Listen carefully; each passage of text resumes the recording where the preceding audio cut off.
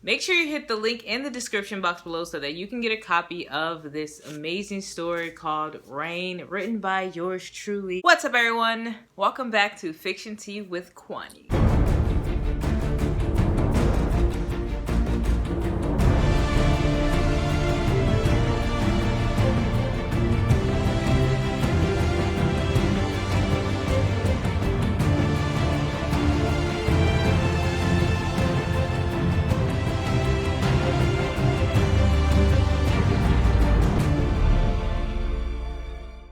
Reviewing Dark. So Dark, episode 3, Ghost. The opening scene with Noah and Helge.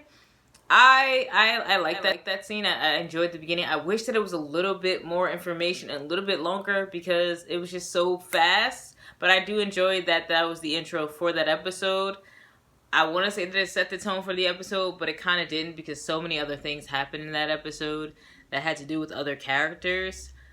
However, I just enjoyed that room scene. I really like the room scene. I wish they would just elaborate more on it. So I'm hoping to see more about that room and what's going on with that whole situation later on in the episodes and the season. And I heard that's going to be a 3rd season, so I'm sure we're going to expect that in the 3rd season. So those time tubes, I was actually questioning, like, okay, what's in the time tubes? Those little tubes, they have all the tubes now, and it's like they have the past, present, and future tubes. That's why she had all 3, and she put it into the time machine, and I don't know what's gonna happen next. I'm really excited to know. Now, the scene between the 2 women, that was so, like, we were waiting for that. It was so expected. I mean, in season one, you could feel the sexual tension between the 2 women, and it was just like, okay, is this gonna happen? I'm sensing something. Like, the 3rd episode, the ghost episode, like, they just went straight in. The one lady was giving, the one lady who is actually Noah's sister was giving oral to Helge's adopted mother. And it was just like, we already knew this was gonna happen.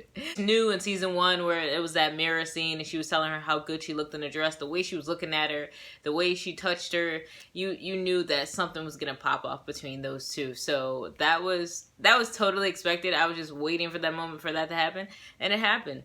Helge's scene with his mother, quote unquote mother, it was very intensified. The Helge scene with his mother was very intensified. She was just like touching him like all over, and he was just standing there like a freaking frozen robot. And I'm just like, okay, what happened in that machine that he was in? Was that a time machine? Like, what, the machine that he got put in with Noah? Like, can we see some scenes? Like, they're not trying to tell us nothing, you know? And it must have scarred the kid or done something because he was just looking real weird. I don't know what happened, but yeah, I got questions for that scene. I want to know what happened. Young Egon. I enjoyed seeing young Egon. I did. I was like, hey, there he goes again. There's this scene. There's like this scene that happened. I think it's like the 4th scene. I swear it's Photoshop. There's like a scene of like a widescreen shot of a run over or a pass over of the trees. And I'm just like, this is Photoshopped. This is Photoshopped. So, like, y'all not fooling nobody.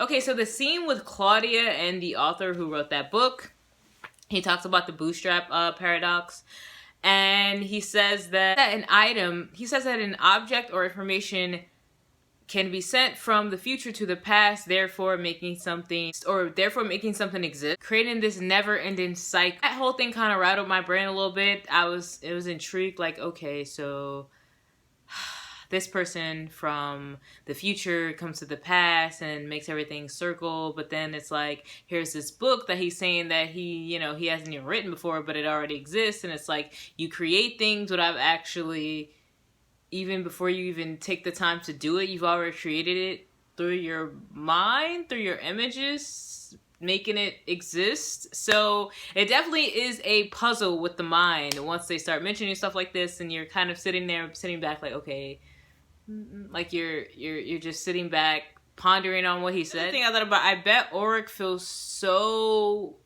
like everything he did basically was a waste because he tried to kill Helge. He tried to kill him, and then come to find out he did all that, bashing his head in, and the kid's alive, and he's in a freaking psych ward. It would have probably been smart for him to react calmly so that maybe he can get out, but if that wasn't the intention of the show for him to get out, then it's like, I definitely understand his madness and his anger, because it's like, he basically did all that and the kid's still alive, but he's in the psych ward.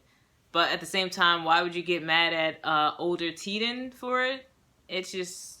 Overall, the episode was definitely thought-provoking, and a lot happened in this episode. At the same time, there were a lot of spaces in the episode, like the part where Claudia, the present Claudia, goes to the house where the woman who was at the help desk, who actually has cancer now in season 1, and she starts crying, and I just was kind of confused, like, are they related? Like, what?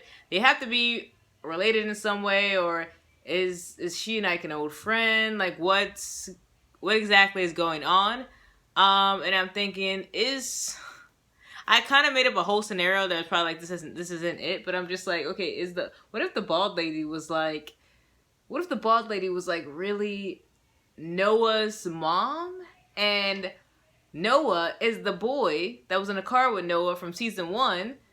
That would be crazy, right? But I don't know.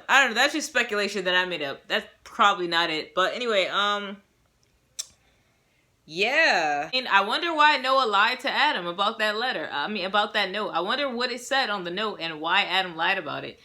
And Adam, like, what's up with his... We're gonna get a background story of who he is, what happened to his face. Then we got biblical characters, Adam. I just really hope that when this is complete, it doesn't turn out to be one of those biblical shows or movies or films. There's nothing wrong with that, but it's just like, I've seen it all before. I just really hope there's a little difference to it, and that it's not the same old stuff that I've seen. But yeah, it's a good show, and it was a good episode. I enjoyed the episode. And the reference to the name of the episode, when the daughter of Claudia is like, hey, where's my ghost book? I thought that was a little cool. And that's it. So if you like this video, give it a thumbs up, and I will see you all tomorrow for the next review. Episode 4. See you later. Bye.